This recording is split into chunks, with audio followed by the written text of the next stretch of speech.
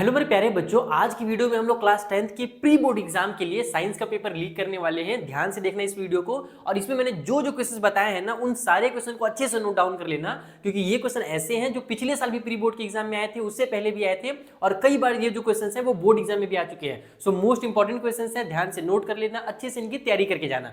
चलो question start करने से पहले मैं चाहता हूं कि तुम लोगों को जब प्री बोर्ड में बैठो तो उसका पैटर्न पता हो कि साइंस का पेपर किस तरीके से आएगा। तो यहाँ पर मैंने जो ऑफिशियल वाला सैंपल पेपर है तुम्हारे बोर्ड एग्जाम का, वो मैंने उठा करके ले लिया है। उसका मैंने यहाँ पर फ्रंट पेज, जिसमें आपको पूरा डिटेल दिया गया है मार्किंग सिस्टम का कि कितने कितने नंबर के कौन कौन से क्वेश्चन होने वाले हैं। तो पहले इसी से स्टार्ट करते हैं ताकि तुम लोगों को एक मोटा अच्छा खासा आइडिया लग जाए कि हमारा पेपर कैसा होने वाला है बोर्ड एग्जाम में भी और प्री बोर्ड में भी, क्योंकि प्री बोर्ड में सेम स्ट्रक्चर फॉलो किया जाता है। तो चलो स्टार्ट करते हैं। सबसे पहले बात करेंगे नंबर का। तो 80 नंबर का तुम्हारा एग्जाम होने वाला है, टाइम तुम्हें 3 घंटे मिलेगा। ये सारी चीजें तुमको पता है पहले से।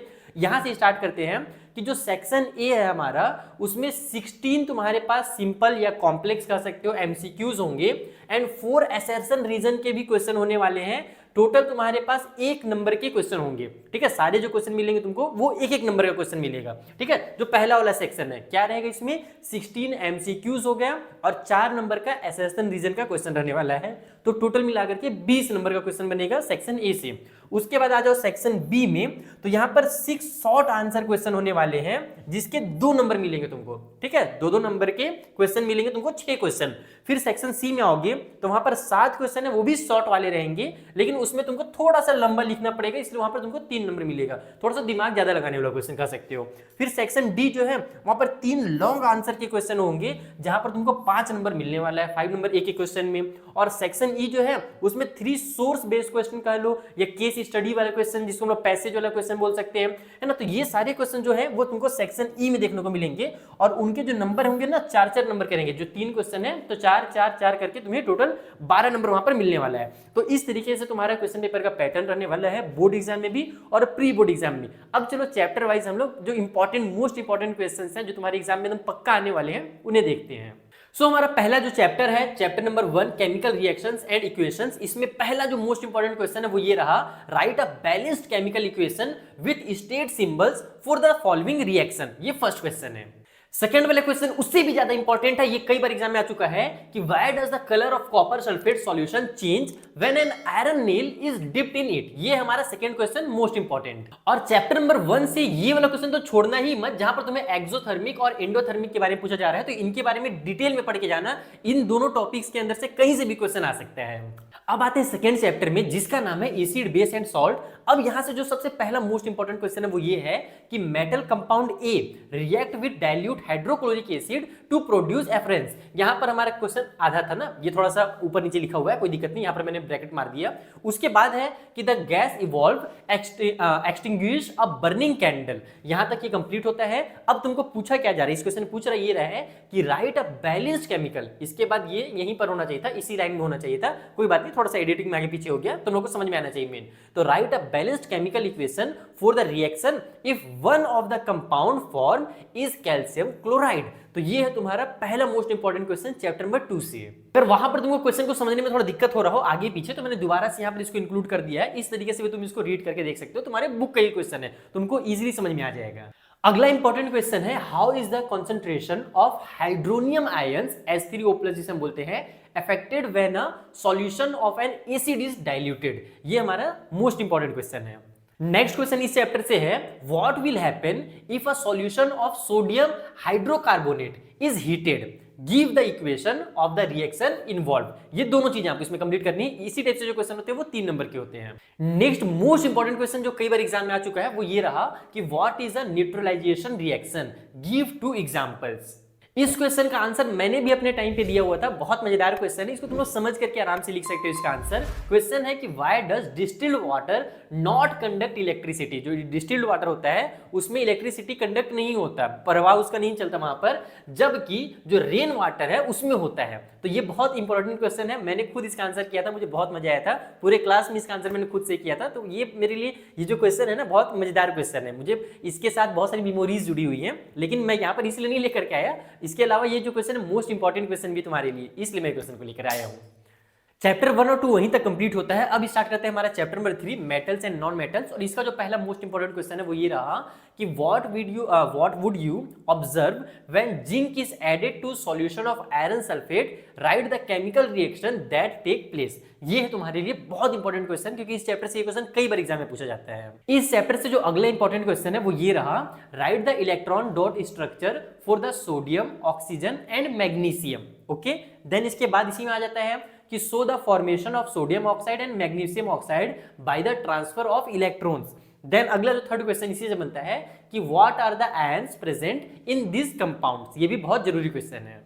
ये क्वेश्चन भी कई बार एग्जाम में आ चुका है, जहां पर हमसे पूछा गया था कि name 2 metals which are found in the nature in the free state. Free state में जो पाए जाते हैं हमारे नेचर में, ऐसे 2 आपको मेटल्स के बारे में बताना है इस क्वेश्चन में। Next important question is what type of oxide are form when non metals combine with oxygen. जब नॉन मेटल को हम ऑक्सीजन में मिलाते हैं तो कैसा हमारे पास ऑक्साइड बनता है वहां पर। बहुत सारे मुझसे बच्चे पूछते हैं कि सर हमारा केस स्टडी बेस्ड क्वेश्चन किस तरीके का होता है। तो देखो नॉर्मली इस तरीके का होता है, बाकी जब तुम सैंपल पेपर में देखना, तुम्हारे पास जो मैंने सैंपल पेपर बनाए हैं या तुम्हारे जो ओरिजिनल वाले जो सीबीएसई बोर्ड ने रिलीज किया सैंपल पेपर, तो उसमें भी तुम देखना और तुम्हारे प्रीवियस ईयर के क्वेश्चन में भी देख सकते हो कि केस स्टडी बेस्ड क्वेश्चन कैसा होता है। जैसा कि एक एग्जाम्पल मैं लेकर के आया हूं, तुम्हारे बुक का ही क्वेश्चन है। इसमें बोला जा रहा है कि a man went to door posing a goldsmith. He promised to bring back the glitter of old and dull gold ornaments. An unsuspecting lady gave a set of gold bangles to him, which he dipped in a particular solution. ठीक है, होशियारी दिखा रही थी। The bangles sparkled like new, but their weight was reduced drastically. The lady was upset, but after a futile argument, the man beat a hasty retreat. Can you play the detective to find out the nature of the solution he had used? तो इस type के जो questions होते हैं वो case study वाले होते हैं, तुमको पढ़ करके थोड़ा कहानी की तरह दिया जाएगा, पैसेज की तरह दिया जाएगा, और तुमको समझ करके जो कॉन्सेप्ट तुमने चैप्टर में पढ़ा है उसका यूज करके तुम्हें इनका आंसर करना है। ऐसे क्वेश्चन भी कई बार एग्जाम में पूछे जाते हैं, जहां पर तुमसे रीजन पूछा जाएगा कि बताइए ऐसा क्यों किया जाता है। तो पहला क्या रीजन है भैया कि platinum, gold and silver are use to make jewellery. ये 3 जो हमारे पास दिए हुए हैं एलिमेंट्स, ये क्यों यूज किए जाते हैं ज्वेलरी बनाने के लिए। देन अगला क्वेश्चन है sodium, potassium and lithium are stored under oil. इसे ऑयल के अंदर क्यों रखा जाता है ना, खुले में रखेंगे तो क्या हो जाएगा। Aluminium is highly reactive metal, yet it is use to make utensils for cooking. ठीक है, ये हमारा थर्ड क्वेश्चन है। एंड डी वाला कि carbonate and sulphide ores are usually converted into oxides during the process of extraction. तो ये 4 चीजों के तुमको रीजन बतानी है, और ऐसे क्वेश्चन कई बार एग्जाम में आते हैं। अब बात करते हैं सबसे जरूरी चैप्टर जो कि तुम्हारे प्री बोर्ड के लिए है, वो है चैप्टर नंबर 4, जिसका नाम है कार्बन एंड इट्स कंपाउंड। इसका जो पहला मोस्ट इंपॉर्टेंट क्वेश्चन है वो ये रहा कि what will be the formula and electron dot structure of cyclopentane. ठीक है, ये तुम्हारा पहला मोस्ट इंपॉर्टेंट क्वेश्चन था। अगला इंपॉर्टेंट क्वेश्चन है जो कि इस टाइप से भी कई बार एग्जाम में आता है कि आपको इस तरीके से स्ट्रक्चर दिया रहेगा कंपाउंडेंट्स का, और तुमको पूछा जाएगा कि बताइए इन कंपाउंड्स के जो नेम है वो क्या है, साइंटिफिक नेम।